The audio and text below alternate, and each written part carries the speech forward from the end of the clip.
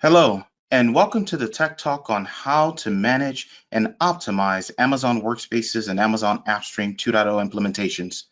My name is Navi McGee, and I'm a Senior Solutions Architect with the EUC team at AWS. I look forward to speaking with you today on this topic. When we look at the entire portfolio of end user computing at AWS, is comprised of three key services: Amazon Workspaces, Amazon AppStream 2.0, and Amazon WorkDocs. Amazon Workspaces is a secure managed cloud that desktop workers can access anywhere, anytime from any supported device. Amazon AppStream 2.0 is a secure managed application streaming service that provides users instant access to desktop applications from any computer. You're basically virtualizing your application that's presented in an HTML5 browser. And lastly, Amazon WorkDocs is a secure managed content creation file collaboration service that allows you to share content with your users with different teams, as well. It has an extensible SDK. Together, these services help our end users to get their job done from anywhere on any device. During our session today, we're going to focus on the first two mentioned, Amazon Workspaces and Amazon AppStream 2.0. We're going to see how we can leverage these two services for our different teams. But more importantly, we're going to see how we can manage them as well as to have them deployed in the most cost-effective manner. So when we look at our objectives today, what are the three key main objectives we're going to see? Well, firstly, we're going to see how to manage your bundles as well as instance types.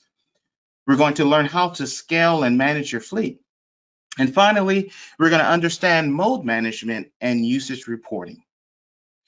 You may say, well, I've already deployed my environment. I have a production environment already in place. Well, still, this session is for you because you're going to see practical methods of how you can right-size your instances, right-size your bundles, but at the same time ensuring that you have the most cost-effective solution possible. Or maybe you're planning to deploy an Amazon Workspaces or AppStream environment, and you want to ensure that you're managing the bundles and the fleet properly in your POC, going to pilot and maybe production. Again, this session is for you. We're going to provide valuable information and practical options for you so you can use it in your own environment. Let's dig in. The first service we will consider today is Amazon Workspaces. When we consider workspaces, there are four key areas we should focus on. One is the security of the platform and cloud desktops. The second one is the pay-as-you-go model. The third, the simple ability to deploy and manage the environment. And finally, a scalable environment that's also performant.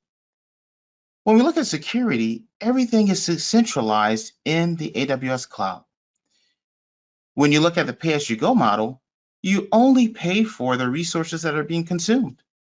So let's say, for instance, you need to scale out for a specific event or an on-demand event. You can easily scale out and pay for the resources that are needed. And when they're no longer needed, you can easily scale back in and you're no longer responsible for those resources. There's no upfront cost. When we look at the third option, simple to deploy and manage, you can easily deploy hundreds or thousands of workspaces from the AWS Management Console or through the CLI. And finally, for scalable and performant, we offer a wide array of bundle options, a resource in terms of vCPU and RAM configurations that can go from a value bundle all the way up to a Power Pro, as well as graphic instances. The key thing to take away from this is that you have a highly interactive cloud desktop that's available for all of your users. So let's look at the first option, bundle management. As I mentioned, there are a few different options available, whether we're going from the value bundle to standard, to performance, to Power Pro, as well as graphic instances with dedicated GPUs. But when we look at bundle management and ensuring that, one, we have the most cost-optimized solution possible, one of the key things that you should verify is ensure that you have deployed the bundles that are aligned to the apps that's running on it. So let's say you have a set of 5 apps, or the aggregate system requirements for those apps align to what's running on that particular instance. You should also align bundle options to your business needs and departments. You may have a department that requires a Power Pro instance with 4 vCPUs and 16 gigs of RAM. Or you may have a department that needs graphic instances for dedicated graphic workloads. You should categorize your user groups or your departments and align them to the bundles that are available. That way you can deploy a wide array of bundles, but that are honed in or specifically aligned to the needs of your users and the apps they're running. Finally, we have the creation or the option to create a service portal workflow for the bundle requests. With the Amazon Workspaces native client, users are able to move between different tiers from value to standard all the way to Power Pro as a self-service option.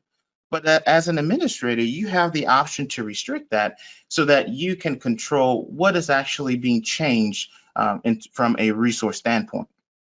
So with that service portal, that user can go to the portal, log on, and see the pre-approved bundles that you would allow them to change to. So let's say, for example, a user currently has a performance instance, but they would like to have a Power Pro instance for a specific workload. They can easily go to a service portal that you create, see the pre-approved options that are there, select the Power Pro bundle, and based off that workflow, either receive automatic or automated response for approval, or it goes through the next manager to approve that particular option. And on the other side, from the admin side, as an administrator, you can seamlessly do this as well to move your users up or down through the tier. But instead of speaking about it, how about we see this in a visual form? When we look at the various bundle types, let's start out with value, standard, and performance bundles. And we want to move a user to the other side of the spectrum, maybe to a performance, Power Pro, or Power instance. It is as simple as selecting the instance and saying modify the instance. As an admin, you can change this at any time, and within a few minutes and a reboot, the user has the new specs. But what if the user has a Power Pro instance? And as an organization, you want to ensure that everything is right size based off the applications consumed.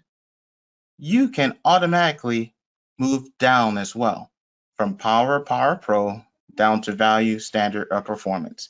And again, as stated, it is a pay-as-you-go model.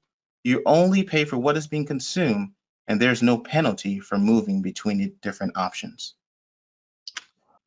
Let's look at another topic with Amazon Workspaces, the directory that can be used with the service. AWS offers 3 different directory options that can be used with AWS Directory Services and Amazon Workspaces.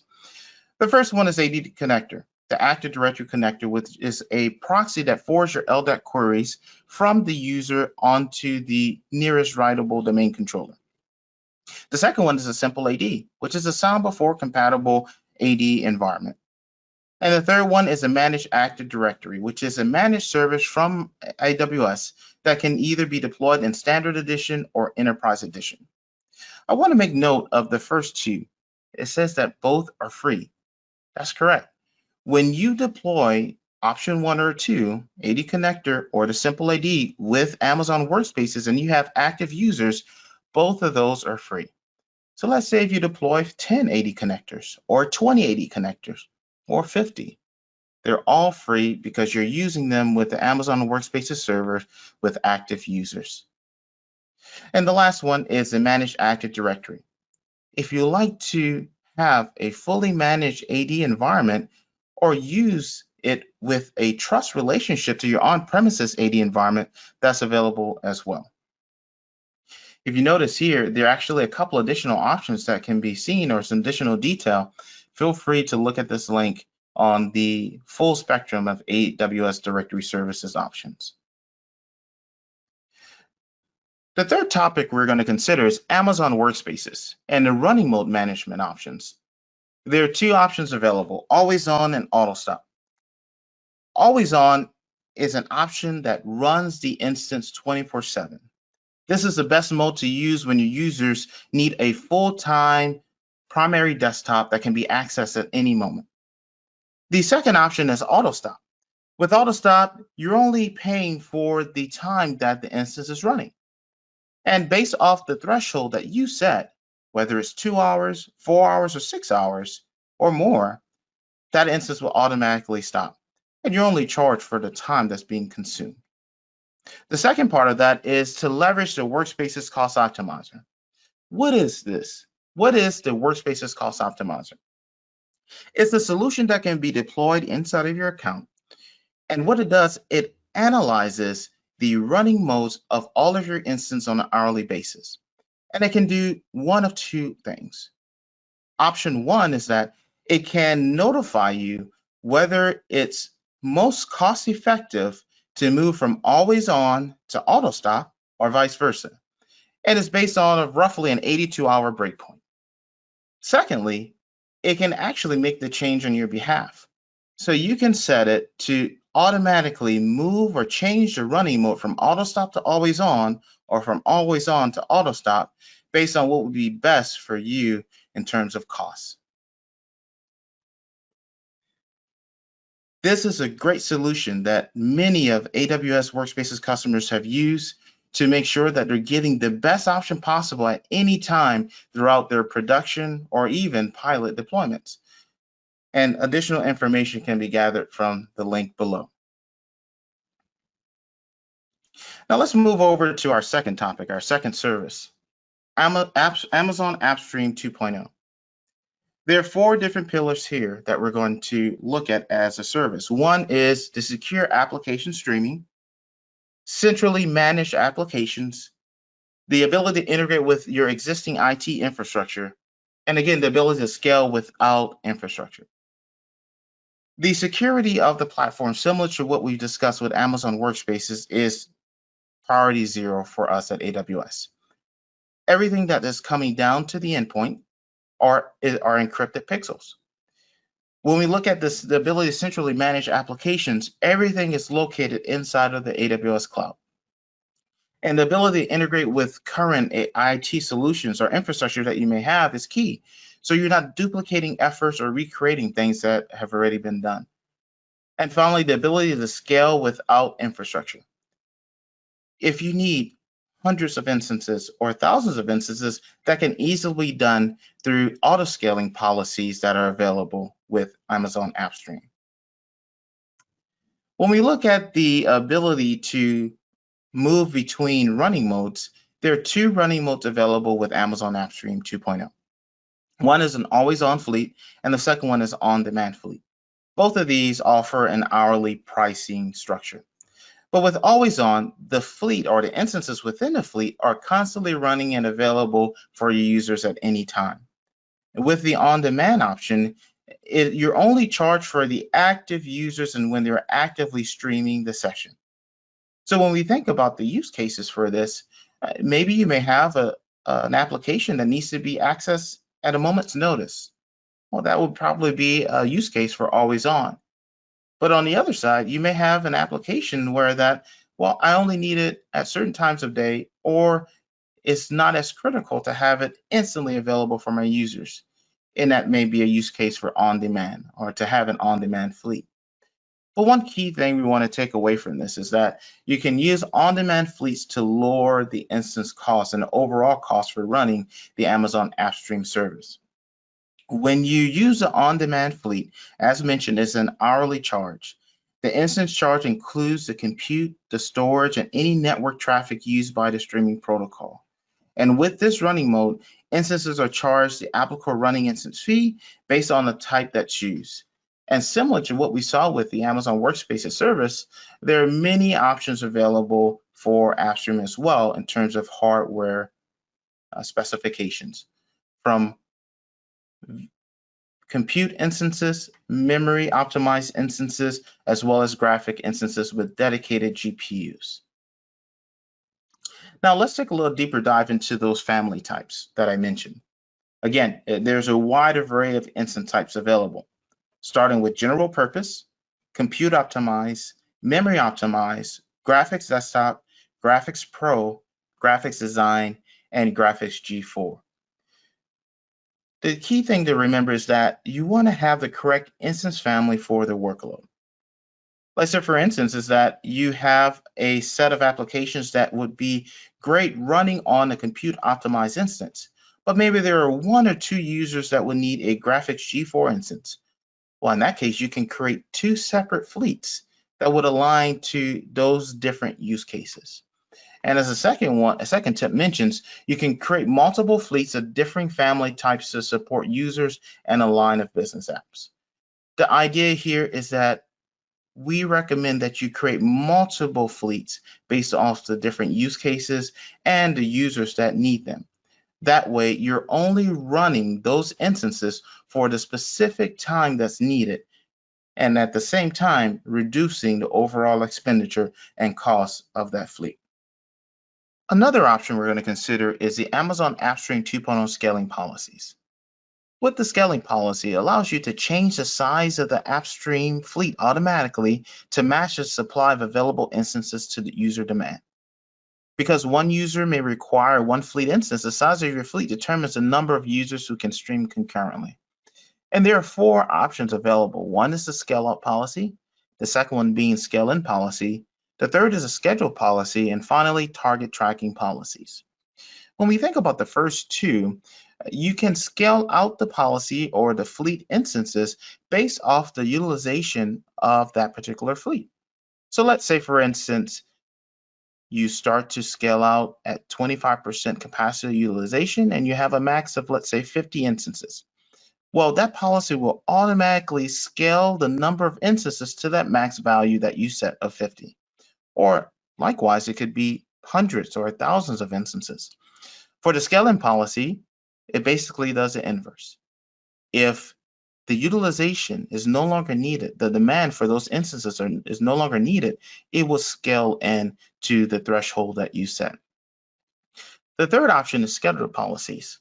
Let's say, for instance, in a workday, you may have users that come on to their shift at 8 a.m., but you would like to have the instances readily available for them prior to that time. You can have a schedule policy set to automatically provision instances, let's say at 7 a.m., so that the instances are available for the users. And towards the end of the shift, you can also have it scale in or scale down the instances deployed. The final one is target tracking policies, where you can use metrics to hit certain targets that you set for that specific fleet. The tip or key takeaway that you should remember is that scaling policies should be monitored and reviewed periodically for optimization. You may have something set today, but you should review it maybe in a few weeks to ensure that, 1, you have the best options selected for that particular use case. And as a starter, you should set the scaling policy minimum capacity value to the lowest possible value for the use case and then scale out from there. So you have an incremental deployment or scaling of the policies. But what if you need additional information? What if you'd like to see maybe a practical use case of how this can be implemented for your environment? Well, you may notice a QR code in the bottom right corner. That will lead you to a recent blog post regarding scaling policies for Amazon AppStream 2.0. Feel free to take a picture of it or scan it to look at that article. The last option for Amazon AppStream 2.0 in the effort to have the most cost-effective solution is usage reports. With usage reports, you're able to get detailed information on the AppStream session that's being used. There are up to 33 different fields that are captured, and some are mentioned here on this slide. But what can you do really with the usage reports? Well, the reports are stored in an S3 bucket, and you can leverage other utilities such as Athena to run queries against the data to generate customized reports. So how does this help with cost reduction? Well, it provides additional visibility into your usage patterns. Are certain AS2 stacks still needed? Can you reduce the number of fleets or modify the scaling policies? Well, with target tracking scaling policies, you can select a scaling metric and also set the target value as we mentioned. So by looking at the usage reports, you can actually modify the policies that have been deployed, thus giving you the best streamlined solution possible. We cover some key options for Amazon Workspaces as well as for Amazon AppStream 2.0. But we want to make sure that you're able to take away some of the key information and review it at your convenience. So these are some of the references that you can actually take a picture of and actually scan the QR code to get to both of those options. And additionally, there's an option for Amazon Workspaces work from home offer as well. Now let's take a look at the global availability for the two services we've discussed today. Let's start with Amazon Workspaces. It's currently available in 12 regions globally: Virginia, Oregon, Canada Central, Ireland, Frankfurt, London, Singapore, Seoul, Tokyo, Sydney, Sao Paulo, and Ningxia, China.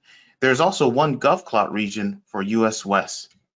When we look at the other service for Amazon AppStream 2.0, it's available currently in 9 regions: Virginia, Oregon, Ireland, Frankfurt, Singapore, Seoul, Tokyo, Sydney, and the newest region in Mumbai, India.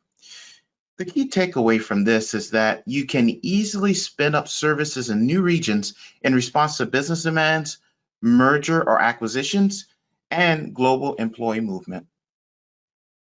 So we've covered a lot of information today. We've looked at key practical mechanisms that can be used to have a cost-effective solution for Amazon Workspaces and AppStream. We're seeing how we can, one, right-size the bundles and instance types. We've also looked at the ability to use the policies that are available with Amazon AppStream so that, one, you have the most cost-effective solutions. Now we're opening up for questions.